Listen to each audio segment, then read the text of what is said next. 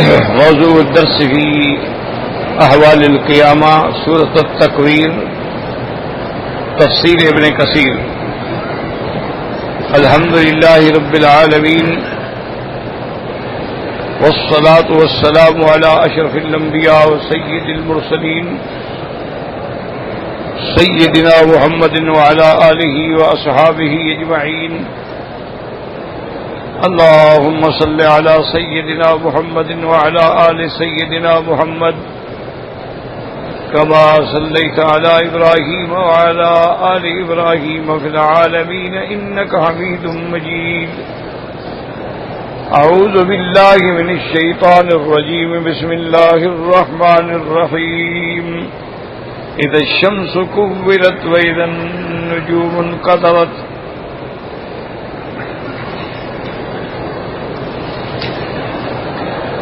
وَإِذَا الْجِبَالُ سُيِّرَتْ وَإِذَا الْعِشَارُ عُطِّلَتْ وَإِذَا الْوُحُوشُ حُشِرَتْ وَإِذَا الْبِحَارُ سُجِّرَتْ وَإِذَا النُّفُوسُ زُوِّجَتْ وَإِذَا الْمَوْءُودَةُ سُئِلَتْ بِأَيِّ ذَنبٍ قُتِلَتْ وَإِذَا الصُّحُفُ نُشِرَتْ وَإِذَا السَّمَاءُ كُشِطَتْ وَإِذَا الْجَحِيمُ سُعِّرَتْ وَإِذَا الْجَنَّةُ أُزْلِفَتْ عَلِمَتْ نَفْسٌ مَّا أَحْضَرَتْ. قال المؤلف والمفسر رحمه الله تعالى أدام النفع بعلومه وعلومكم في الدارين آمين إلى أن قال وقوله تبارك وتعالى وإذا الموءودة سئلت بأي ذنب قتلت هكذا قراءة الجمهور سئلت. والموءودة هي التي كان أهل الجاهلية يدسونها في التراب كراهية البنات.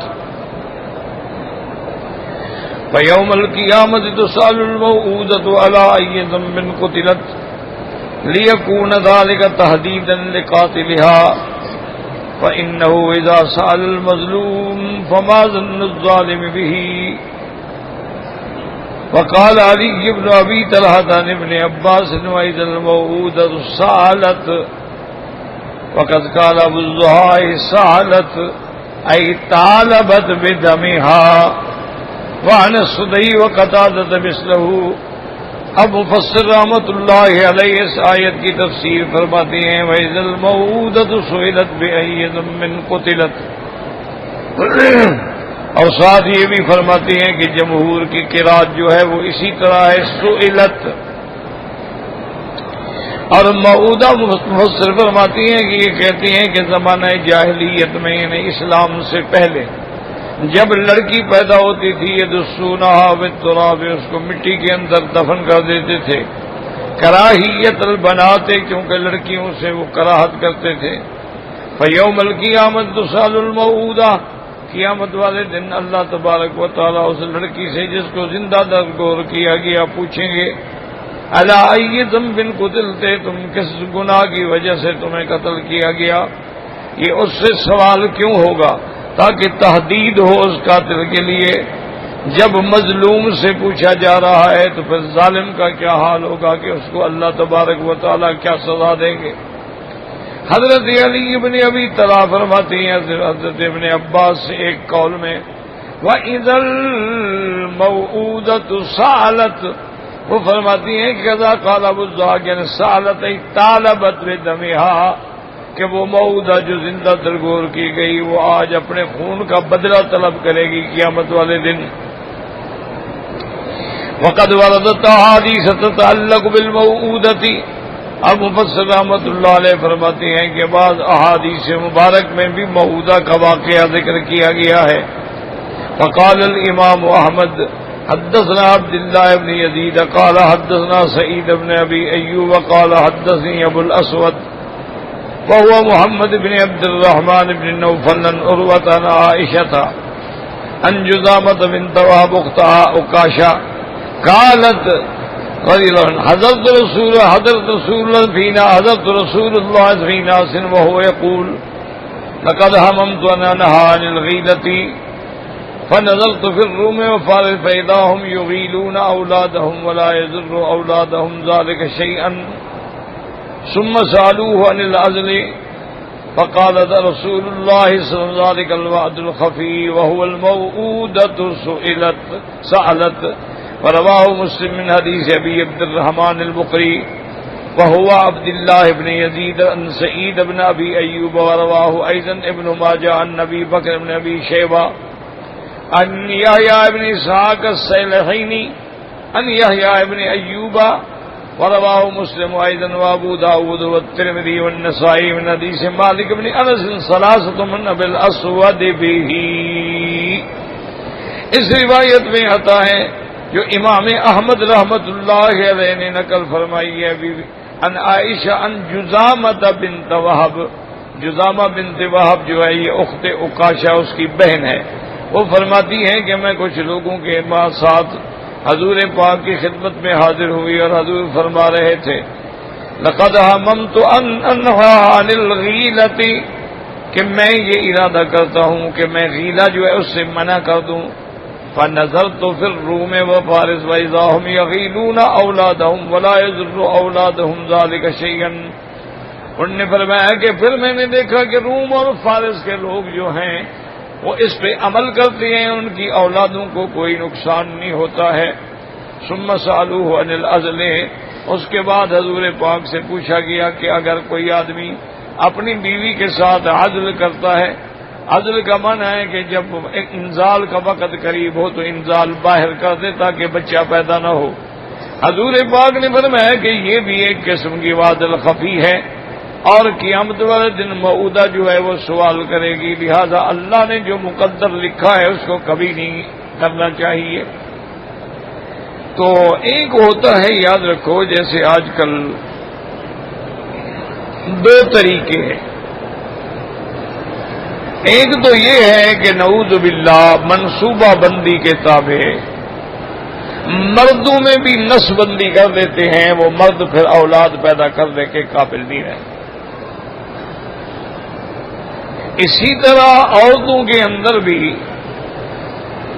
آپریشن کر کے ان کی بچے دانی جو ہوتی ہے اس کو کاٹ دیتے ہیں نکال دیتے ہیں پھر اس کو بھی کبھی زندگی میں حمل نہیں ہوگا. یہ دونوں چیزیں حرام ہیں. شریعت اسلام اس سے منع کرتا ہے اور اللہ کے قرآن میں ہے کہ وَلَا تَقْتُلُوا أَوْلَادَكُمْ خَشْيَةَ إِمْلَاقٍ. لوگوں اللہ علیہ فرماتے ہیں کہ تم اپنی اولادوں کو قتل نہ کرو اس لیے کہ بچے زیادہ ہوں گے تو پھر جناب بھائی بھوک ہو جائے گی اور آبادی تھوڑی ہے اور یعنی غلہ تھوڑا ہے اور آبادی بڑھ جائے تو پھر قحط پڑے گا. اللہ نے کہا ان کو بھی میں رزق دیتا ہوں تمہیں بھی میں رزق دیتا ہوں. تو جس کو میں پیدا کرتا ہوں اس کا رزق میرے ذمہ ہے. تم ان کو بالکل قتل نہ کرو. یہ تو بالکل حرام. اچھا ایک یہ ہوتا ہے کہ بھئی ایک عورت ہے ماشاءاللہ اس کو اللہ نے بہت سارے بچے دے دیے اب وہ کمزور ہو گئی 8-10 بچوں کے بعد جو ہے اب وہ اس کے اندر طاقت نہیں رہی کہ وہ حمل برداشت کر سکے. تو اگر میاں بیوی اتفاق کر کے 2 سال 4 سال کے لیے وقفہ کرنا چاہیں کہ بھئی 2-4 سال تک حمل نہ ہو پہلے بچے بھی ذرا ٹھیک ہو جائیں تو وہ جائز وہ منع نہیں وہ شریعت میں جائز. اب اس کا ایک طریقہ عزل بھی ہے کہ میاں بیوی جب ملیں جب ان دونوں کے انزال کا وقت آئے تو انزال باہر کر دیا جائے. لیکن اس سے حضور نے منع فرمایا کہ جس اولاد کو اللہ نے مقدر لکھا ہے وہ پیدا ہو کے رہے گی. تمہارے عزل کرنے سے پہلے اللہ نے جو لکھا ہے وہ جرسوم اندر چلا جائے گا. اور ایک طریقہ یہ ہوتا ہے کہ بھئی کوئی انجیکشن لگوا لیتے ہیں اور ایک طریقہ یہ بھی ہوتا ہے کہ عورت کا ایک مائنر قسم کا چھوٹا سا آپریشن ہوتا ہے کہ اس کی وہ ٹیوب جو بچے دانی سے جڑتی ہے اس کو علیحدہ کر دیتے ہیں پھر جب ضرورت ہو جوڑ دیتے ہیں. تو یہ اگر وقفہ کیا جائے شریعت میں تو یہ جائز ہے. لیکن مستقل طور پہ اولادوں کو بند کرنا اولاد کو روک دینا یا ان کی پیدائش کے بعد ان کو زندہ دفن کر دینا یہ اسلام میں حرام ہے اور اس کا قیامت کے اندر سوال ہو. وقال الامام احمد حدثنا ابن ابي يدي قال حدثنا داود بن ابي هند عن الشعبي ان القمة عن سلمة بن يزيد الجوفي قال انطلقت انا واخي الى رسول الله صلى الله عليه وسلم فقلنا يا رسول الله ان امنا مليكة كانت تصل الرحم وتقري الضيف وتفعل هلكت في الجاهلية فهل ذلك نافعها شيئا قال لا قلنا فإنها كانت وعدت أختا لنا في الجاهلية فهل ذلك نافعها شيئا قال الوائدة والموءودة في النار إلا أن يدرك الوائدة والإسلام يعفو الله عنها. اب مفسر رحمۃ اللہ علیہ فرماتے ہیں کہ اس حدیث مبارک میں آتا ہے حضرت سلمہ ابن یزید جوفی فرماتے ہیں کہ میں اور میرے بھائی حضور کی خدمت میں آئے اور ہم نے آ کے حضور سے پوچھا صلی اللہ علیہ وسلم سے ان امنا ملیکہ، ہماری ماں ملیکہ جو تھی وہ بڑی صلہ رحم کرتی تھی، رشتہ داروں سے ہمدردی کرتی تھی، وتقر الضیف اور مہمانوں کی مہمانداری کرتی تھی، وتفعل اور بھی کئی نیکی کے کام کرتی تھیں، اب وہ مر گئی ہیں جاہلیت میں، یہ چیزیں ان کو قیامت میں فائدہ پہنچائیں گی؟ حضور نے فرمایا کہ نہیں، چونکہ اعمال صالحہ جب تک ایمان نہ ہو تو کوئی فائدہ نہیں دیتے، اللہ اس کا بدلہ دنیا میں تو دے دیتے ہیں لیکن آخرت میں کچھ نہیں ملے گا. وما له فی الآخرۃ من خلاق، کیونکہ اس کا آخرت پر یقین بھی نہیں تھا اور اس نے آخرت کے لیے مانگا بھی نہیں ہے. انہوں نے کہا یا رسول اللہ انہا کانت وعدت اختا لنا، ہماری ایک بہن تھی، اس کو بھی اس نے جاہلیت میں زندہ دفن کر دیا تھا، کیا اس کا کوئی فائدہ ہوگا؟ وہ سمجھتے تھے ایک بڑا اچھا کام ہے، اس لیے کہہ رہے ہیں کہ اس کا بھی کوئی نفع ہوگا. آپ نے فرمایا کہ نہیں، بلکہ الوائدۃ والموءودۃ، وہ زندہ درگور کرنے والی ہونے والی دونوں جہنم میں ہیں. الا ان یدرک الوائدۃ الاسلام فیعفو اللہ عنہا، ہاں اگر زندہ درگور کرنے والی عورت جو ہے زندہ رہ گئی اور اس کے بعد اس نے اسلام قبول کر لیا تو سابقہ گناہ جو ہیں وہ معاف ہو جائیں گے. ورواه النسائی من حدیث داؤد بن ابی ہند به وقال ابن ابی حاتم حدثنا عبد احمد بن سنان الواسطی قال حدثنا ابو احمد الزبیری قال حدثنا اسرائیل عن نبی اسحاق عن القمۃ وابی الاحوص عن ابن مسعود رضی اللہ تعالیٰ عنہ قال رسول اللہ صلی اللہ علیہ وسلم الوائدۃ والموءودۃ فی النار. اس روایت میں بھی آیا کہ حضور پاک نے فرمایا کہ وائدہ اور موعودہ دونوں جہنم میں. وقال احمد ایضا حدثنا اسحاق الازرق قال اخبرنا عوف قال حدثني خنسا بنت معاویہ السریمیہ رمیا قال قلت یا رسول اللہ من فی الجنۃ قال النبی فی الجنہ والشہید فی الجنۃ والمولود فی الجنۃ والموعود فی الجنۃ. اس حدیث مبارک میں آتا ہے کہ میں نے حضور پاک صلی اللہ علیہ وسلم سے پوچھا کہ من فی الجنۃ، جنت میں کون کون جائیں گے؟ حضور پاک نے فرمایا کہ اللہ کے انبیاء بھی جنت میں ہوں گے، شہید بھی جنت میں ہوں گے، اور جو بچے پیدا ہوئے مولود معصوم وہ بھی جنت میں ہوں گے. والموءودۃ، اور جس کو زندہ دفن کر دیا گیا وہ بھی جنت میں ہوگی. یہ معنی نہیں ہوگا کہ اس کے علاوہ کوئی نہیں ہوگا، معنی یہ ہے کہ یہ بھی جنت میں. وقال ابن ابي حاتم حدثنا ابي قال حدثنا مسلم ابن ابراهيم قال حدثنا قال قال سمعت الحسن يقول قيل يا رسول الله من في الجنة قال الموءودة في الجنة. هذا حديث مرسل من راسل الحسن ومنهم من قبله. وقال ابن ابي حاتم حدثني ابو عبد الله الزهراني قال حدثنا حفص بن عمر الادني المدني قال حدثنا كون ابان قال الناس اطفال المشركين في الجنة ومن زعم انهم من النار قد كذب ويقول الله تعالى الموءودة سئلت بأي ذنب قتلت. قال ابن عباس هي المدفونة.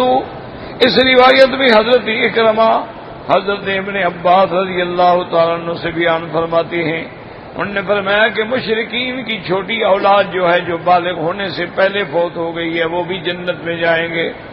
حضرت ابن عباس نے فرمایا جو لوگ یہ سمجھتے ہیں کہ مشرکین کی اولاد جو ہے، معصوم اولاد جو ہے وہ جہنم میں جائے گی، وہ غلط کہتے ہیں۔ اللہ پاک فرماتے ہیں وَإِذَا الْمَوْءُودَةُ سُئِلَتْ، تو موعودہ تو زمانہ مشرکین کے اندر ہوتی تھی، جب اس سے پوچھا جائے گا تو یہ دلیل ہے کہ وہ جنت میں جائیں گے۔ وقال عبد الرزاق اخونا اسرائیل سواق بن حرب نعمان بشیر عمر الخطابی قولت الموعودة سئلت قال جاء قیس بن عاصم الى رسول اللہ صلی اللہ علیہ وسلم، حضرت قیس بن عاصم حضور پاک کی خدمت میں آئے صلی اللہ علیہ وآلہ وسلم، فقال یا رسول اللہ انی وعدت بناتا لی فی الجاہلیۃ قال اعتق عن کل واحدۃ منہن رقبۃ۔ انہوں نے کہا یا رسول اللہ اب تو میں الحمدللہ مسلمان ہو گیا، لیکن زمانہ جاہلیت میں نے اپنی کئی لڑکیاں جو ہیں ان کو زندہ دفن کر دیا تھا۔ حضور پاک نے فرمایا جتنی لڑکیوں کو تم نے دفن کیا ان کے بدلے میں ایک ایک غلام آزاد کرو۔ قال یا رسول اللہ انی صاحب ابل، اس نے کہا حضور میرے پاس غلام تو نہیں ہے، البتہ میرے پاس اونٹ ہیں۔ آپ نے فرمایا فنان کل واحد منہن بدنۃ، تم ہر اس لڑکی کو جس کو تم نے زندہ دفن کیا اس کے بدلے میں ایک اونٹ صدقہ کر دو۔ قال حافظ ابو بکر البزار خولف فی عبد الرزاق ولم يكتب عن حسین بن مہدی عنہ وقد رواه ابن ابي حاتم وقال اخبرنا ابو عبد الله الزهراني فيما كتب الي قال حدثنا عبد الرزاق فذكروا باسناده مثله الا انه قال وعدت الثمان بنات في الجاهليه وقال في اخره وادين شيئا كل واحد بدنة۔ وہ فرماتی ہیں کہ میں نے عرض کیا کہ میں نے 8 لڑکیوں کو زندہ دفن کیا ہے، آپ نے فرمایا ہر لڑکی کے بدلے میں ایک اونٹ ذبح کرو۔ ثم قال حدثنا ابي قال حدثنا عبد الله بن جعفر قال حدثنا قيس بن الربيع الاغر بن السوائن خليفه بن حسين قال قدم قيس بن عاصم على رسول الله فقال يا رسول الله اني وعدت 12 ابنة لي، انہوں نے کہا یا رسول اللہ میں نے 12 لڑکیاں جاہلیت میں دفن کی ہیں، او 13 یا 13۔ قال اعتق عددهن نصفا، یعنی آپ نے فرمایا ان کے ہر کے ایک کے بدلے میں ایک اونٹنی ذبح کرو۔ قال فاعتق عددهن نصفا فلما كان في الامن قل جاء ب100 ناقة فقال يا رسول الله هذه صدقهم الى سما صراط المسلمين قال علي بن ابي طالب وكنا نريها ونسميها الكيسية۔ اب اس کے بعد فرماتی ہیں کہ جب اگلا سال آیا تو وہ 100 اونٹنی لے کے حضور کی خدمت میں آیا اور نے کہا یا رسول اللہ یہ میری قوم کی طرف سے صدقہ ہے، اللہ اس سے معصرات المسلمین جو کچھ میں نے اسلام لانے کے بعد کیا ہے۔ حضرت علی فرماتی ہیں کنہ نوری ہو، ہم اس کو بہت پسند کرتے تھے اور سمجھتے تھے کیسیا، کیسے ابن عاصم نے دیا نا اسی وجہ سے کیسیا کہتے۔ اب اس حدیث کو سمجھیں،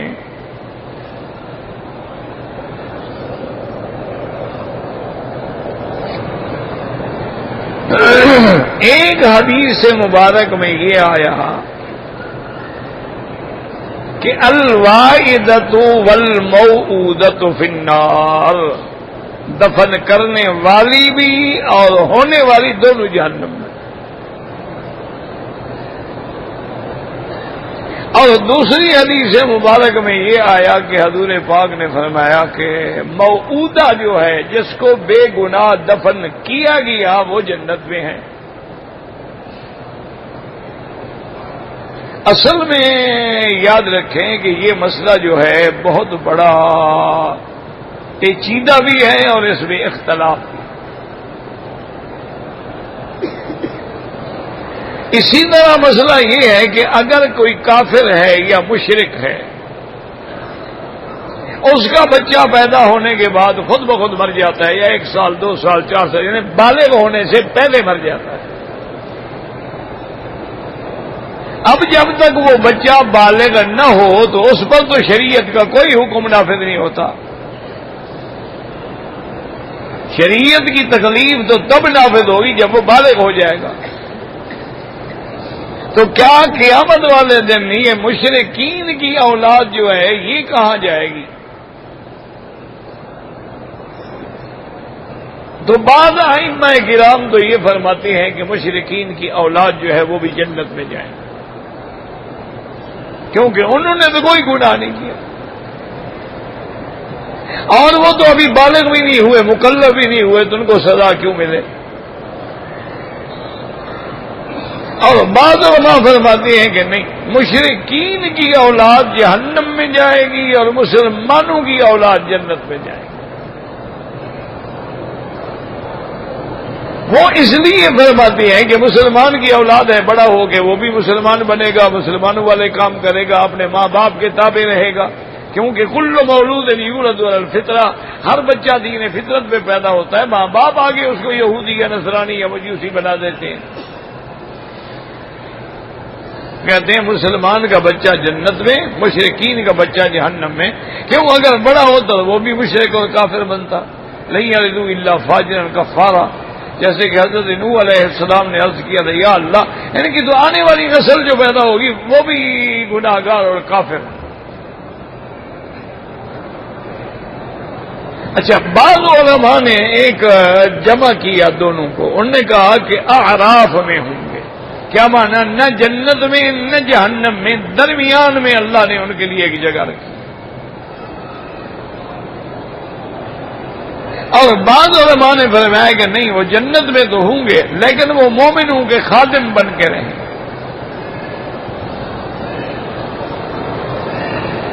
تو لیکن یاد رکھو، یہ ساری باتیں جو ہیں تکلف ہے، بھئی ان کا کیا گناہ ہے کہ وہ قیامت میں غلام بنے، مومنوں کی خدمت کریں؟ کیوں؟ کس وجہ سے نوکر کیوں بنے وہ آخر؟ اللہ تبارک و تعالی جو ہے وہ بالکل صاحب عدل ہیں۔ موٹی بات یاد رکھیں، جو بچے معصوم ہیں وہ جنت میں جائیں گے، جن کو زندہ درگور کیا گیا وہ بھی جنت میں جائیں گے۔ اور جس روایت میں آ گیا کہ واعدہ موعودہ جہنم میں جائے، وہاں ہمارا یہ کہ لڑکی اگر بڑی ہو گئی تھی اور وہ بھی راضی تھی اس بات پہ، تو پھر وہ بھی جہنم میں جائے۔ اس کی مثال یہ ہے کہ آج کل ہندوستان میں بہت سارے قبیلے ہیں ہندوؤں میں، ان کا جب خاوند مر جاتا ہے تو اس کی بیوی کو اس کے ساتھ زندہ جلا دیا جائے، ستی اس کو کہتے ہیں۔ اور وہ عورت جو راضی ہو اس بات پہ تو سارا قبیلہ اس پہ فخر کرتا ہے کہ دیکھو جی کیسے وفادار بیوی تھی کہ مرنے کے بعد اپنے خاوند کے ساتھ جل گئی۔ تو اس کا معنی یہ ہے کہ وہ جلنے پہ راضی تھی، لہذا اس کو بھی جہنم ملے گی۔ تو اس لیے جمع کیا جائے گا حدیثوں کو کہ جو راضی تھی وہ جہنم میں، جو راضی نہیں تھی ظلمن اس کو دفن کیا گیا وہ جنت میں، مشرکین کی جو چھوٹی اولاد ہے وہ بھی جنت میں۔ اللہ تبارک و تعالی کسی کو اس کے گناہ کے بغیر سزا نہیں دیتا۔ اللہ تعالی کا ایک نظام ہے کہ جب تک وہ قومیں اپنی جانوں پہ ظلم نہ کریں اللہ پاک ان کو سزا نہیں دیتا۔ وقوله تبارک و تعالی وَإِذَا الصُّحُفُ نُشِرَتْ قَالَ ذَاقُوتِ كُلُّ إِنسَانٍ صَحِيفَتَهُ بِيَمِينِهِ أَوْ بِشِمَالِهِ۔ صُحُفُ نُشِرَتْ کا معنی یہ ہے، حضرت ضحاک فرماتے ہیں کہ اللہ تبارک و تعالی ہر انسان کو قیامت والے دن نامہ اعمال دیں گے، یا ان کے داہنے کے ملے گا یا بائیں میں۔ ایمان والوں کو داہنے ہاتھ میں ملے گا اور کافروں کو بائیں ہاتھ میں ملے گا۔ وقال قتادہ یا ابن آدم تم لی فی سمتن شرع یوم القیامہ فلینظر رجل ماذا یملی فی صحیفتی۔ حضرت قتادہ فرماتے تھے کہ اے ابن آدم کی اولاد، لکھواؤ جو کچھ لکھوانا چاہتے ہو اپنے صحیفے میں، پھر یہ صحیفے لپیٹ دیے جائیں گے، پھر قیامت والے دن ان کو کھولا جائے گا اور ہر بندے کو اس کا نامہ عمل ملے گا۔ اب تمہاری مرضی ہے اپنے صحیفے میں کیا لکھوانا چاہتے ہو، نیکیاں لکھوانا چاہتے ہو کہ برائیاں لکھوانا چاہتے ہو، کیونکہ جب تک تم نہیں کرو گے فرشتے نہیں لکھیں گے۔ کرامن کاتبین یعلمون ما تفعلون۔ وقوله تعالی وَإِذَا السَّمَاءُ كُشِطَتْ قال مجاہد اجتذبت وقال صدیق کشفت وقال الضحاک تنکشط فتذهب۔ اللہ فرماتے ہیں کہ جب آسمان کشطت کا معنی ہوتا ہے کسی چیز کا چمڑا اتار لینا، جیسے جانور کے چمڑا کھینچ لیا جاتا ہے، تو اس کے اوپر جو اللہ نے غلاف نورانی رکھا ہوا ہے وہ چھین لیں گے تو باقی تو پھر اندھیرا باقی رہے گا۔ حضرت سدی فرماتے ہیں کوئی شدت کا معنی یعنی جب آسمان کھل کے واضح ظاہر ہو جائیں گے، وقال زہاق یعنی پہلے ظاہر ہوں گے، اس کے بعد پھر آسمانوں کو بھی ختم کر دیا جائے گا. یوم تمور السماء مورا وتصیر الجبال سیرا. وقوله تعالی وَإِذَا الْجَحِيمُ سُعِّرَتْ، اور جب جہنم کی آگ کو دہکا دیا جائے گا. وقال قتادہ کے ذریعے میں اور اس میں آگ جلائی جائے گی.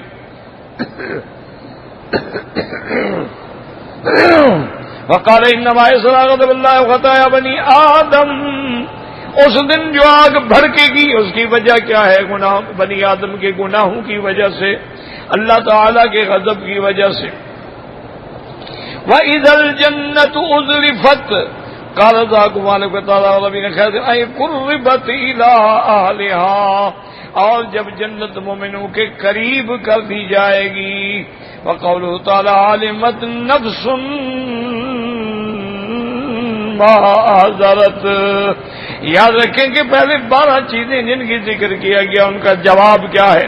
هذا هو الجواب اذا وقعت هذه الامور حين تعلم كل نفس ما عملت واحد ذلك لها. جب یہ 12 چیزیں ہو جائیں گی تو اب ہر بندہ جان لے گا کہ اس نے کیا کیا تھا اور کیا آگے بھیجا تھا، کیا اعمال کیے تھے. كما قال تعالى يوم تجد كل نفس ما عملت من خير محضرا وما عملت من سوء، جو کچھ کیا ہوگا اس کے سامنے آ جائے گا. تود لو ان بینہا وبینہ امدا بعیدا. اب تمنا کرے گا کاش یہ وقت نہ آتا، لیکن اللہ کا فیصلہ کون ٹال سکتا ہے. وقال ينبأ الانسان يومئذ ما قدم واخر، اللہ ہر بندے کو خبر دیں گے کہ تم نے آگے کیا بھیجا اور پیچھے کیا چھوڑا. وقال ابن نبیات حدثنا ابی قال حدثنا عبدہ قال حدثنا مبارک قال حدثنا محمد المطرف عن زید بن مسلم النبی قال لما نظرت اذا الشمس كورت قال عمر لما بلغ علمت نفس ما احضرت قال لهذا اجر الحدیث. اور اسی وجہ سے بات چلی کہ قیامت والے دن جو کچھ بھی انسانوں نے کیا ہے وہ سب کا سب ان کے سامنے آ جائے گا.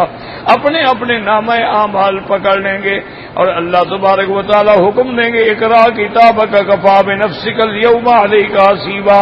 اپنے نامہ اعمال پڑھ لو. ہر آدمی پڑھے گا اور کافر جب پڑھیں گے تو چیخ اٹھیں گے یا لیتنا ما لهذا الکتاب لا يغادر صغيرة ولا كبيرة إلا أحصاها ووجدوا ما عملوا حاضرا ولا يظلم ربك أحدا. اللہ پاک سے دعا کرے اللہ ثبتنا علی الایمان مرزقنا حسن الختام.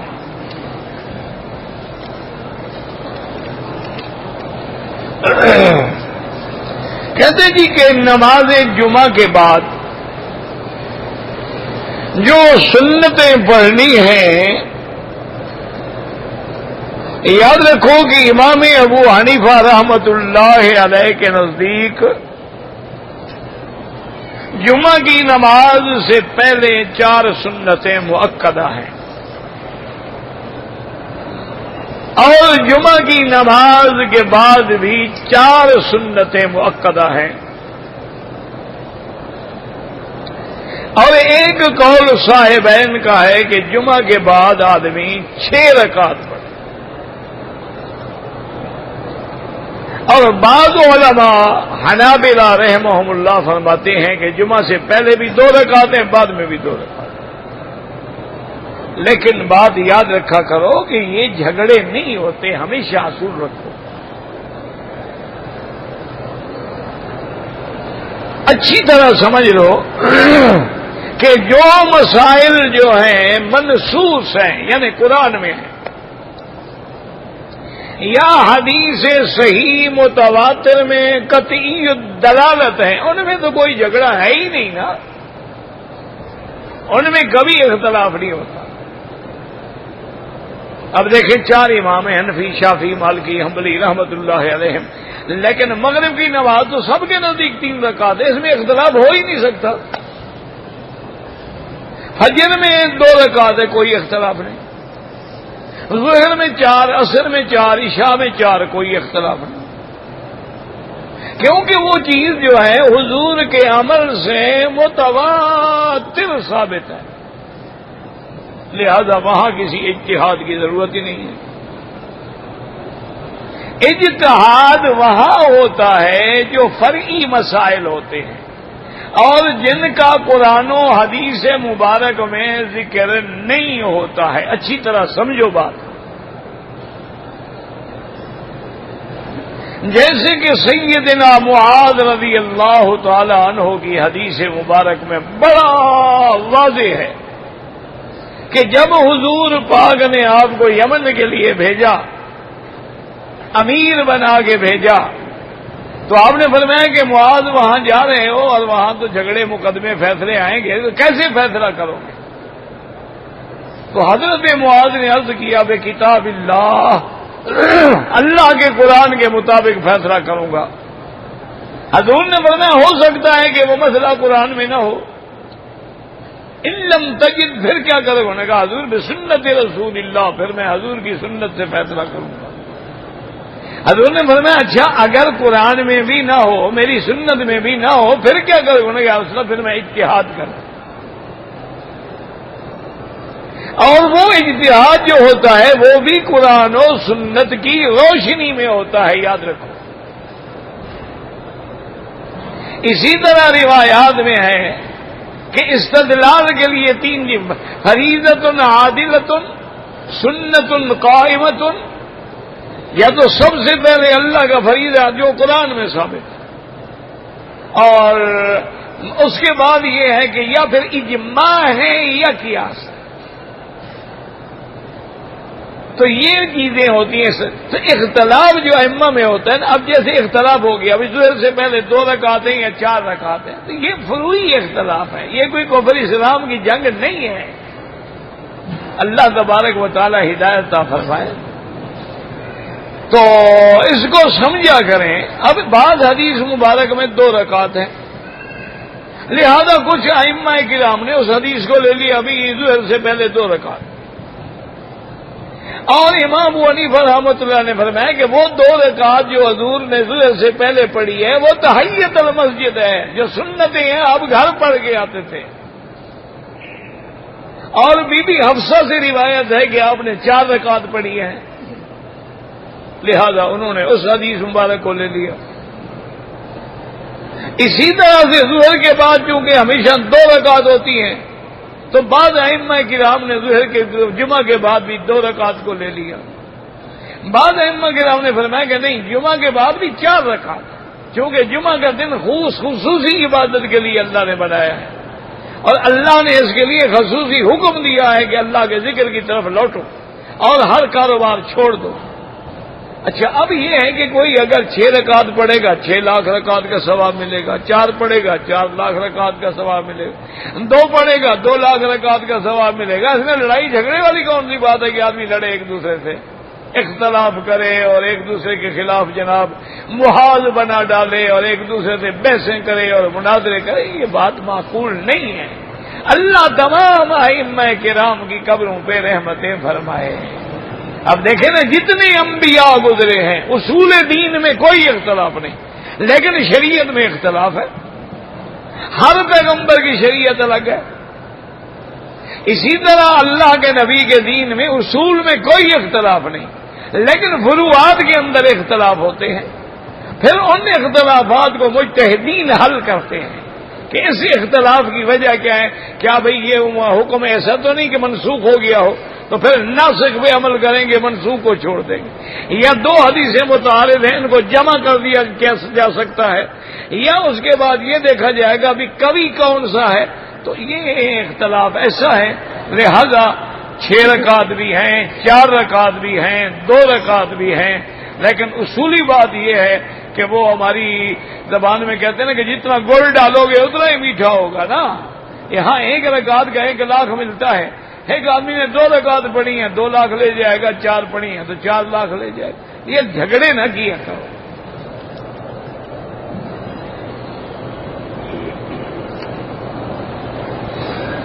اگر فجر کی نماز آپ مسجد میں آئے اور نماز کھڑی ہو چکی امام نماز پڑھا رہے تو اب حضور کی ایک حدیث مبارک ہے کہ لا صلاۃ الا المکتوبہ اذا اقیمت الصلاۃ، جب جماعت کھڑی ہو جائے بلا صلاۃ، اب کوئی نماز نہ پڑھو، وہی پڑھو جو کھڑی ہو. لہذا افضل یہ ہے کہ آپ نماز میں مل جائیں. 2 رکعت سنت فجر کی حضور کو بڑی محبوب ہے، یا تو نماز کے فوراً بعد بھی آپ ادا کر سکتے ہیں اگر آپ کو کہیں جانا ہے، مجبوری ہے، سفر ہے، قافلہ جا رہا ہے، ورنہ افضل یہ ہے کہ سورج نکلنے کے بعد 2 رکعت قضا کریں. یہ جو مسئلہ ہے. اچھا، ایک یہ ہوتا ہے کہ بعض فقہا فرماتے ہیں کہ امام کی عادت یہ ہے کہ بھئی مثلاً وہ بڑی لمبی قرات کرتے ہیں اور وہ نماز والی جگہ سے نہیں، باہر کھڑے ہو کے 2 رکعت پڑھے، اس یقین پر کہ مجھے رکعت مل جائے گی تو وہ پڑھ سکتا ہے. لیکن سب کے نزدیک افضل یہ ہے کہ نماز نہ پڑھے، جماعت میں مل جائے، جماعت کے بعد 2 رکعت پڑھے.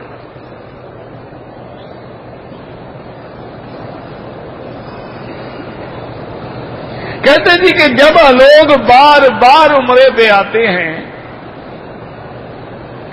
تو بعض لوگ کہتے ہیں کہ بھئی بار بار عمرے پہ جانے کے بجائے یہ پیسے تم غریبوں کو دے دو. اس میں لوگوں کو بڑا خیال ہے غریبوں کا. تم جو سگریٹ پیتے ہو نہ پیو، غریبوں کو دے دو. تم جو چائے شریف پیتے ہو چائے چھوڑ دو اور غریبوں کو دے دو. تم جو گھر میں 4 ڈشیں بناتے ہو 1 ڈش بناؤ اور 3 کے پیسے غریبوں کو دو. وہاں تو خیال نہیں آتا مسئلے کا. مسئلے کا خیال آپ کو صرف حج اور عمرے میں آتا ہے. حج اور عمرہ جو ہے یاد رکھو یہ بھی ایک خیرات ہے نا. اب آپ دیکھیں کہ اس وقت الحمدللہ ثم الحمدللہ اللہ اس حکومت کو جزائے خیر دے، حالانکہ حرم میں کام ہو رہا ہے، اس کے باوجود بھی ان نے دل کھول کے ویزے لگائے. 4 مہینے میں 16 لاکھ آدمی کو عمرے کی اجازت دی ہے. اسی لیے آپ نے دیکھا نہیں ایسا رش ہوتا ہے جیسے حج ہو. اچھا، یہ 16 لاکھ بندے جو آئیں گے یہاں ٹھہریں گے، مکان کرائے پہ لیں گے، تو ان کو فائدہ ہوگا کہ نہیں ہوگا؟ یہ 16 لاکھ آدمی آئیں گے، بسیں پکڑیں گے، ٹیکسی پکڑیں گے، کرائے پہ جائیں گے، مدینہ جائیں گے، واپس آئیں گے، جدہ جائیں گے. ان گاڑی والوں کو، بس والوں کو، ٹیکسی والوں کو فائدہ ہوگا نہیں ہوگا؟ یہ 16 لاکھ آدمی آگے جب تجارت کریں گے، شاپنگ کریں گے، دکانداروں کو فائدہ ہوگا کہ نہیں ہوگا؟ مکے مدینے والوں کو نفع ہوگا کہ نہیں ہوگا؟ تو یہ خیرات نہیں ہو رہی. یہ کس نے کہا ہے کہ غریبوں کو دے؟ بھی ہم غریبوں کو دے رہے ہیں. عمرہ تو ہمارا اللہ کے بندے 1 گھنٹے میں پورا ہو گیا. اور دوسری بات یہ ہے کہ اللہ نے جس کے مقدر میں 100 حج لکھا ہے وہ 100 ہی کرے گا. 100 عمرہ لکھا ہے وہ 100 عمرہ ہی کرے گا. یہ بہانے بنا کے دراصل شیطان دماغوں میں ڈالتا ہے. اور جی قربانی کرنے کی کیا ضرورت ہے، غریب کو پیسے دے دو. اور یار تمہاری سگریٹ پینے کی کیا ضرورت ہے؟ وہاں شیطان نہیں روکتا، وہ کہتا ہے نہیں وہ تو قیمتی پینی چاہیے، ولایتی پینی چاہیے. تو یاد رکھیں قربانی قربانی ہے، دم دم ہے، صدقہ صدقہ ہے، زکات زکات ہے، عشر عشر ہے. سب کے الگ حکم ہے. ایک ہے کہ ہم نے 100 ریال خیرات کر دیا، یہ دم کا بدلہ نہیں ہو سکتا. جیسے ایک ہماری جان کا صدقہ ہے، ایک ہماری روح کا صدقہ ہے. تو روح کا صدقہ جو ہے کوئی روح والی چیز قربان کی جائے. جیسے کہ اللہ نے سیدنا ابراہیم کو حکم دیا تھا کہ بیٹا ذبح کرو. اللہ نے قربانی قبول فرما دی اور پھر جنت سے مینڈا بیچ کے ذبح کروا دیا. تو لہذا ہر بندے میں روح بھی ہے، جسد بھی ہے. تو اللہ نے کہیں خیرات رکھی ہے، کہیں قربانی رکھی ہے، تاکہ اس کے جسد اور روح دونوں کی خیرات ہوتی ہے.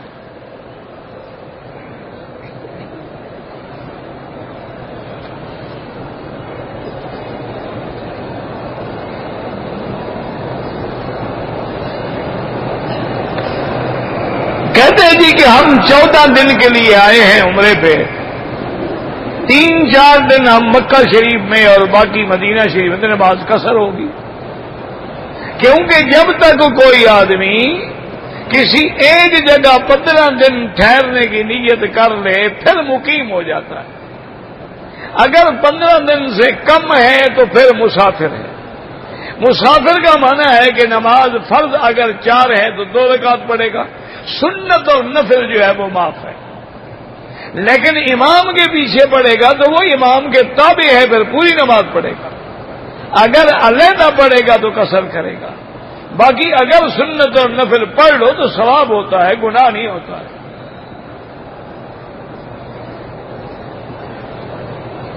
اگر مدینہ منورہ سے واپس ہم کعبے میں آئیں گے پھر بھی آپ مسافر ہیں.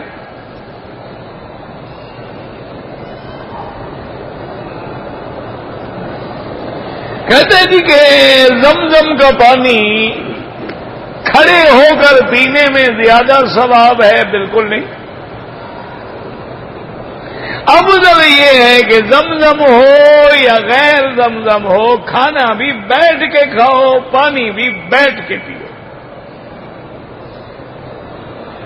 صرف اتنا فقہا نے لکھا ہے کہ اگر زمزم کا پانی کھڑے ہو کے پی لیا تو گناہ نہیں ہوگا، دوسرا پانی پیے گا تو گناہ ہوگا.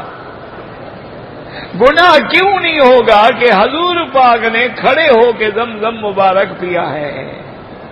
لیکن محدثین فرماتے ہیں کہ حضور جب آئے تو سب کنواں ہوتا تھا نا، تو کنویں پر ڈول کھینچتے تھے، پانی گرتا تھا تو ارد گرد بیٹھنے کی جگہ نہیں تھی، حضور مجبوراً کھڑے ہو کے آپ نے پیا ہے.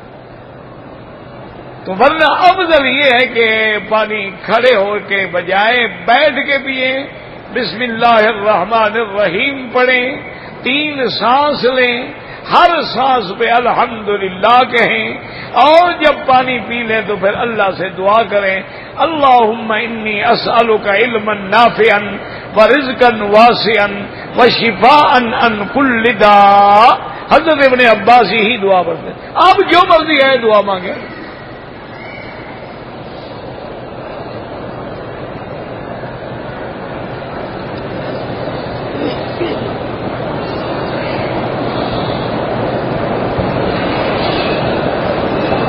میرے والد نے آج سے 20 سال پہلے عمرہ کیا تھا. انہوں نے کے بجائے میقات کے بجائے حد حرم سے احرام باندھا تھا. بالکل عمرہ تو ہو گیا لیکن دم پڑ گئی. اب آپ والد کی طرف سے ایک بکری دم ادا کر دو.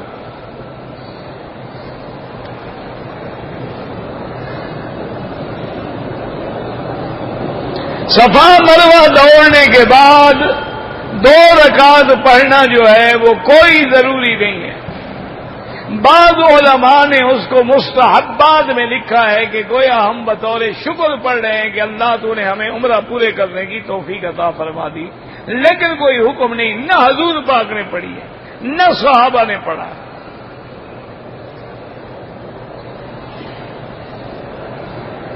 اصل مسئلہ جو ہے نا وہ سمجھنے کی کوشش کریں. ہمارے علاقوں میں ایک بڑی مصیبت ہے، مشکل ہے، دعا کریں اللہ حل کرے کہ ہمارے ہاں نفل پہ اور ادب آداب پہ بڑا زور ہے. مثلا مسجد کو دیکھیں گے دور سے تو مسجد کو بھی سلام کریں گے، السلام علیکم السلام علیکم. اذان ہو رہی ہو اور سر پہ 2 من کی بوری ہو، کھڑا ہو جائے گا بھائی اذان ہو رہی ہے. کوئی کہے گا اللہ کے بندے چلو اذان میں چلنا پڑے، اذان ہو رہی ہے. اذان کا ادب، مسجد کا ادب، جب اذان ختم ہو جائے گی بدبخت گھر چلا جائے گا، نماز نہیں پڑھے گا. ہمارے ہاں ادب پہ اور نفل پہ بڑا زور ہے اور فرض ختم. میلاد پہ بڑا زور ہے، سنت رسول اللہ ختم. عرس شریف پہ بڑا زور ہے، اللہ کی عبادت ختم. شرک اور مشرکانہ رسوم پہ اور ہندوانہ رسوم پہ بڑا زور ہے، لیکن اتباع سنت محمد مصطفیٰ ختم ہے. آج ایمان سے کہیں آپ کی شادیاں جو ہیں ہندوؤں کی طرح ہیں. یہ جی منگنی کی رسم ہے، ابھی جی پھر ایک مہندی کی رسم ہوگی، وہ آئیں گی عورتیں مہندی لگانے کے لیے. اس کے بعد جناب کھیر پلائی کی رسم ہے. اس کے بعد جو ہے جناب وہ رخصتی ہوگی تو قرآن شریف کپڑے پر رکھ کے کھڑے ہو جائیں گے، اس کے نیچے سے گزاریں گے دولہا دلہن کو، اور پھر دولہے کے ہاتھ میں لوہے کا کڑا پکڑیں گے تاکہ جن اور شیطان حملہ نہ کر دیں، یہ بیت سے لڑے گا، بڑا طاقتور آدمی ہے، اور اس کے ہاتھ میں سرخ کپڑے کا دھاگا باندھ دیں گے، اور ان کے بستر جو بنایا جائے گا دولہا دلہن کے لیے، اس کے نیچے گھوڑی کی لگام رکھیں گے تاکہ اس کو لگام دے کے رکھے شوہر کو۔ یہ مسلمانوں کی رسمیں ایمان سے کہا۔ انا للہ و انا الیہ راجعون۔ آج کتنی مسلمان لڑکیاں ہیں جو تلک لگاتی ہیں، آج کتنی مسلمان نوجوان ہیں جو کانوں میں بالیاں پہنتے ہیں، آج کتنی مسلمان نوجوان ہیں جو گلے میں سونے کی چین ڈالتے ہیں، آج کتنی مسلمان نوجوان ہیں کہ جین کی ٹائٹ سکن وہ پینٹ پہنتے ہیں، آج کتنی پڑھے لکھے مسلمان ہیں جن کی شرٹ یہاں تک ہوتی ہے اور نماز مکروہ ہو جاتی ہے کہ آپ کا بازو کھلا ہوا ہے۔ کتنے ہمارے بھائی ہیں کپڑا ہونے کے باوجود بھی سر پہ کپڑا ڈال کے نماز نہیں پڑھتے، اور ہر مسلمان، ہر مذہب، ہر فرقہ جانتا ہے کہ ساری زندگی ماں سوا احرام کے حضور پاک نے سر ننگے نماز کبھی نہیں پڑھی۔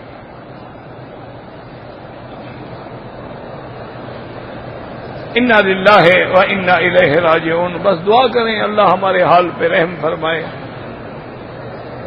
بہرحال ہمارے اعمال تو اب گزر چکے ہیں، اسی لیے روز اللہ کے عذاب کا کوڑا برس رہا ہے۔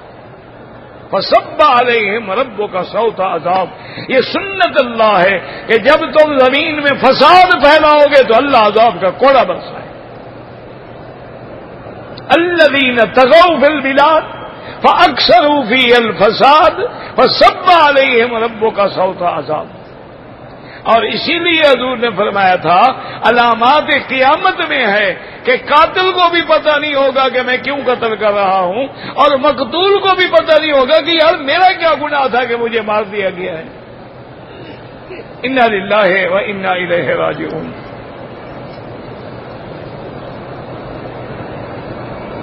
میں نے صفا مروہ کر لیا، میں نے مروہ پہ 2 رکعت پڑھی تھی، بہرحال کوئی ضروری نہیں، پڑھی ہے تو کوئی ایسا مسئلہ بھی نہیں، مستحبات میں ہے، لیکن حضور پاک نے نہیں پڑھی، نہ صحابہ نے پڑھی۔ نفل طواف ہو یا کوئی طواف ہو، نظر نیچے رکھیں، منہ کعبے کی طرف کر کے نہ چلیں بلکہ یوں چلیں اور نظر جھکا کے چلیں۔ حجر اسود کو جب استلام کریں گے تو پھر دیکھیں گے وہ وقوف ہوتا ہے، وہ طواف نہیں ہوتا، وہ تو ٹھہر جائیں گے نا۔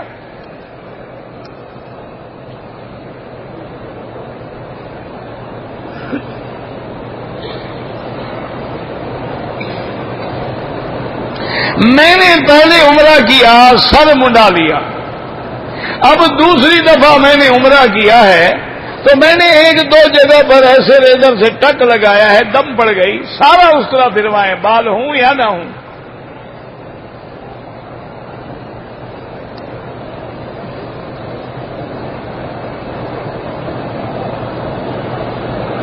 کہتے ہیں کہ کیا نشانی ہے کہ اللہ اپنے بندے پہ راضی ہے؟ اگر تم عمل وہ کر رہے ہو جو اللہ کے حکم کے اور حضور کی سنت کے مطابق ہے تو اللہ راضی ہے۔ اللہ راضی ہے تو تمہیں گھر میں آنے دیا ہے نا، اللہ راضی ہے تو عمرہ کرنے دیا ہے، اللہ راضی ہے تو تمہیں مدینے جانے دیا ہے، اللہ راضی ہے تو تمہیں نماز پڑھنے دی ہے، ورنہ کتنا بدبخت باہر کھڑے ہیں، اذان ہے، تکبیر ہے، نماز نہیں پڑھتے۔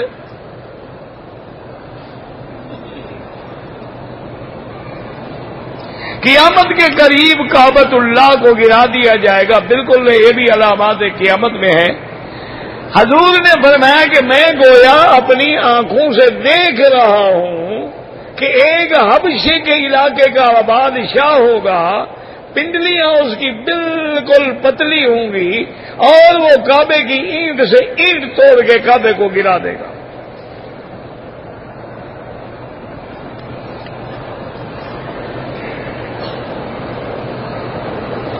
کہتے جی کہ حرم شریف میں جو نماز ہے وہ 1,00,000 کے برابر ہے. تو صحیح حدیث ہے. حضور نے فرمایا کہ میری مسجد میں نماز 1,000 ما سول مسجد الحرام، مسجد الحرام میں 100,000 صلاۃ. یہ تو حدیث ہے اللہ کے بندے، اس کا تو آج تک کسی نے انکار نہیں کیا. حرم میں اگر ہم نے ایک نماز قضا کی ہے تو ایک ہی قضا کی ادائیگی ہوگی. یہ تھوڑا ہے کہ 1,00,000 قضا ادا ہو، 1,00,000 گنا ثواب ملے گا، 1,00,000 کا عدد نہیں پورا ہو جائے گا. ورنہ تو ہر آدمی ایک نماز پڑھ کے جائے چھٹی.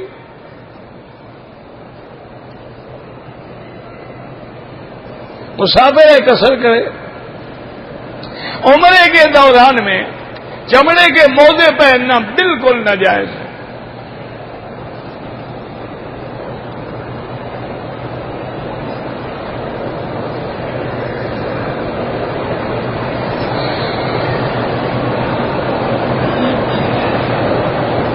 کہتے ہیں جی کہ حدیث مبارک میں تو یہ بات موجود ہے کہ رشوت لینے والا اور دینے والا دونوں پہ لعنت ہے. اور ایک روایت میں ہے کہ الراشی والمرتشی، رشوت دینے والا لینے والا دونوں جہنمی ہیں. کہتے ہیں لیکن ہمارے ملک میں مصیبت یہ ہے ہر کام کا ریٹ مقرر ہے، اتنے پیسے دو گے تو یہ ہوگا. تو یاد رکھو کہ وہاں لینے والا لعنتی ہے، دینے والا مظلوم ہے. دینے والے پر کوئی گناہ نہیں ہوگا. ہاں ایک بات یاد رکھو، اگر تم افسر کو رشوت دے کے خود بھی ناجائز فائدہ اٹھا رہے ہو اب دونوں پہ لعنت ہو. لیکن تمہارا جائز کام ہے اور وہ ظالم نہیں کرتا بغیر پیسے کے، اب اس پہ گناہ ہوگا تم پر گناہ نہیں ہوگا.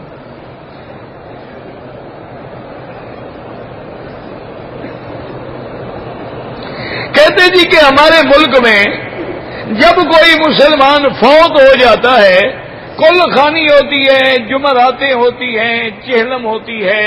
میرا بھائی یہ مسئلہ جو ہے نہ شریعت کا ہے، نہ قرآن کا ہے، نہ حدیث کا ہے، یہ مولوی کے پیٹ کا مسئلہ ہے، اقتصادی مسئلہ ہے. اس کی وجہ یہ ہے کہ آج تم نے بھی تو مولویوں کو نوکر سمجھا ہوا ہے نا، تو انہوں نے بھی مسئلے بنائے ہیں انشاءاللہ کہ مرنے کے بعد تیسرے دن کل شریف، 7 جمعراتیں شریف اور ایک دفعہ چہلم شریف، اتنے میں کوئی اور شریف بھی تو مر جائے گا.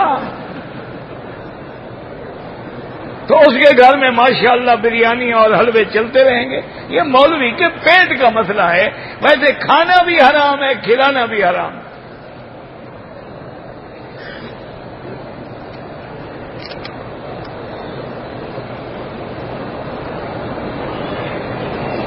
اگر ایک عورت عمرے کے لیے آئی ہے اور عمرہ اس نے کر لیا لیکن 2 دن کے بعد اس کو حیض آ گیا ہے، اب وہ اپنے ہوٹل میں رہے گی، بڑا شوق ہے باہر بیٹھ کے کعبہ شریف کو دیکھتی رہے، اللہ کا ذکر کرے، لیکن نماز بھی نہیں پڑھ سکتی، طواف بھی نہیں کر سکتی. اور یہ کوئی بات نہیں، حضور کی بی بی عائشہ حج پہ آئی تو حیض آ گیا.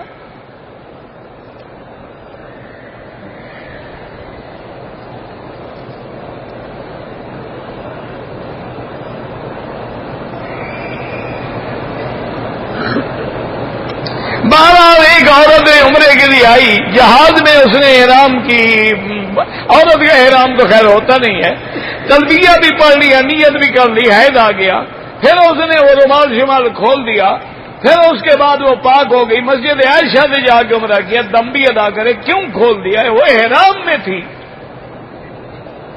جب پاک ہو جاتی عمرہ کر لیتی، مسجد عائشہ جانے کی کیا ضرورت تھی؟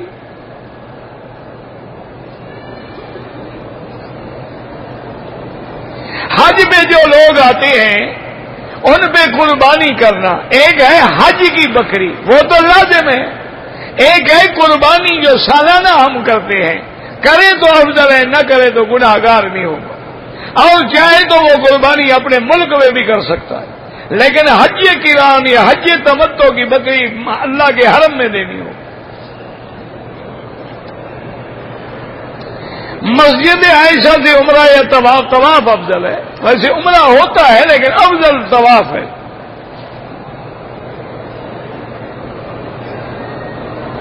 کہتے جی کہ یہاں نماز کے بعد دعا نہیں مانگتے، یہ تمہیں دکھاتے نہیں ہیں، دعا تو مانگتے ہیں۔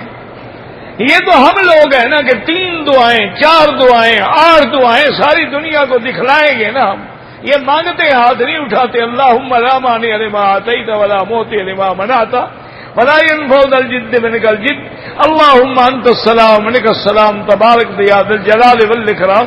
دعا تو مانگتے ہیں، کون کہتا ہے کہ نہیں مانگتے؟ لیکن کبھی ہاتھ اٹھا لے تو کوئی حرج بھی نہیں ہے۔ کہتے ہیں جی کہ اگر عمرے کے بعد افضل یہ ہے کہ پورے سر پہ اس طرح پھروائیں، اگر بال بڑے ہیں تو چوتھا حصہ بالوں کا کٹ جائے، مثلا اتنا بال ہے تو اتنے بال سارے سر کے کٹ جائیں۔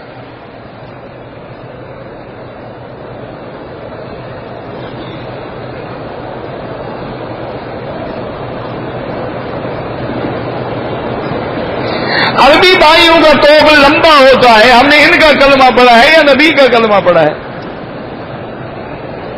ہم نے انہیں توپ والوں کا کلمہ پڑھا ہوا ہے، ان کی سنت پہ چلنا ہے۔ یہ تو داڑھی بھی منڈواتے ہیں، بس ہم داڑھی منڈوائیں؟ یہ تو حقہ شریف بھی پیتے ہیں، سگریٹ بھی پیتے ہیں، تو دین ہو گیا۔ ہم نے کلمہ محمد الرسول اللہ کا پڑھا ہے کہ محمد سے وفا تو نے تو ہم تیرے ہیں۔ ہم نے اتباع حضور کی کرنی ہے، باقی شلوار ہے پاجامہ ہے، نماز ہو یا نہ ہو، ٹخنوں سے اوپر ہو، اگر ٹخنوں سے نیچے ہوگا تو حضور نے فرمایا ویل للاعقاب من النار، ٹخنے جو ہے وہ جہنم میں ڈال جائیں۔ حرم شریف میں ویڈیو بنانا بالکل ناجائز ہے۔ بہرحال مسجد عائشہ سے عمرہ درست ہے، بعض ائمہ فرماتے ہیں ضرورت کے لیے درست ہے، بغیر ضرورت نہیں، لیکن احناف اور شوافی کے نزدیک ہر وقت درست ہے۔ کہتے جی اب ہمیں آواز نہیں آتی تو کیا کریں گے؟ ہر آدمی کے کان میں تو سپیکر نہیں باندھا جا سکتا، اور اگر اتنا بڑی آواز کر دی ہے تو باقی جو لوگ نماز پڑھ رہے ہیں قرآن پڑھ رہے ہیں وہ کہاں جائیں؟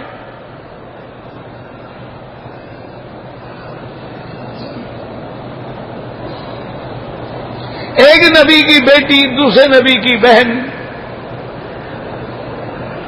مجھے تو نہیں سمجھ آیا پوچھنے کا مقصد کیا ہے۔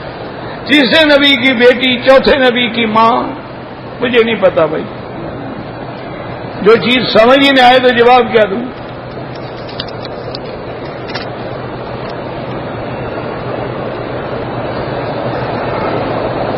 جو لوگ کبھی زندگی میں مدینہ منورہ میں 40 نمازیں پڑھ چکے ہیں تو ہر دفعہ کوئی ضروری نہیں، وہ فضیلت ہے۔ کوئی نہ پڑھے، مثلا فجر کی نماز کے بعد پہنچے صلاۃ والسلام پڑھ کے ظہر سے بھی پہلے آ جائے، زیادت ہو گئی، وہ فضیلت ہے۔ اگر اللہ نصیب کرے تو فضیلت ہے کہ اللہ اس کو جہنم سے اور نفاق کی بیماری سے آزاد کر دیتے ہیں۔ کعبہ شریف کا فوٹو جائز ہے، بندوں کا ناجائز ہے۔ جب آپ اپنے ملک سے آتے ہیں تو کعبۃ اللہ پہ جب پہلی نظر پڑے تو دعا قبول ہوتی ہے، ویسے تو ہر وقت قبول ہوتی ہے انشاءاللہ۔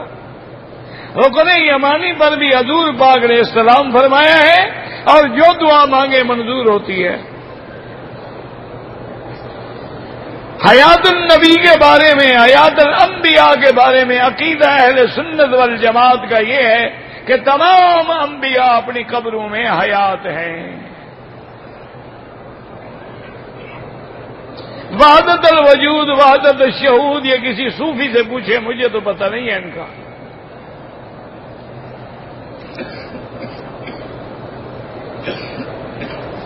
ایک بالغ مسلمان لڑکا سکھ لڑکی سے شادی کر لیتا ہے، وہ والدین کو کہتا ہے مسلمان ہوں، میری بیوی مسلمان نہیں ہوگی، سکھ رہے گی، بالکل نکاح نہیں ہوتا، اور اگر اس کو صحیح سمجھتا ہے تو یہ نکاح کرنے والا بھی کافر ہو جائے گا۔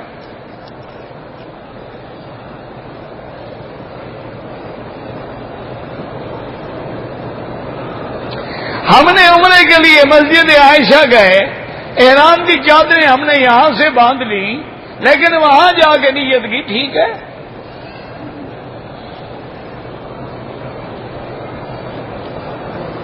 نہ تمہیں حضور کی حیات سے کوئی چڑ ہے بلا یا تکلیف ہے؟ کوئی وجہ بھی تو بتاؤ نا. جب اللہ کے نبی نے معراج کی رات 1,24,000 انبیاء کو امام بن کے نماز پڑھائی ہے کہ نہیں؟ کیا وہ فوٹو سیشن تھا، ڈرامہ تھا یا حقیقت تھی؟ اس لیے قرآن کہتے ہیں کہ فلا تکن فی مریۃ من لقائہ، ہم تمہیں موسیٰ علیہ السلام سے ملوائیں گے اور آپ اس میں شک میں بھی نہ رہیں. موسیٰ علیہ السلام نے آپ کی نمازیں بخشوانے کے لیے مشورہ دیا، یہ ڈرامہ تھا؟ خدا کا خوف کرو، اللہ سے ڈرو، ان مسائل میں نہ پڑو، ایمان کھو بیٹھو. جو قرآن میں ہے آمنا، جو حدیث میں آمنا، جو نہیں ہے باز نہ کرو. باقی اس میں کوئی شک نہیں کہ وہ عالم برزخ ہے.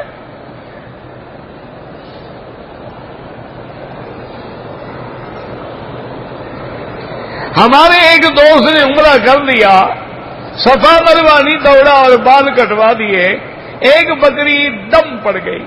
وہ منڈی میں جائیں، ایک بکری لے ذبح کریں اور وہی غریبوں کو گوشت تقسیم کر دیں.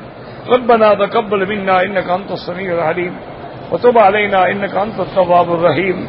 اللهم استرنا بسترك الجميل، اللهم استر عوراتنا، آمن روآتنا، خفف روآتنا.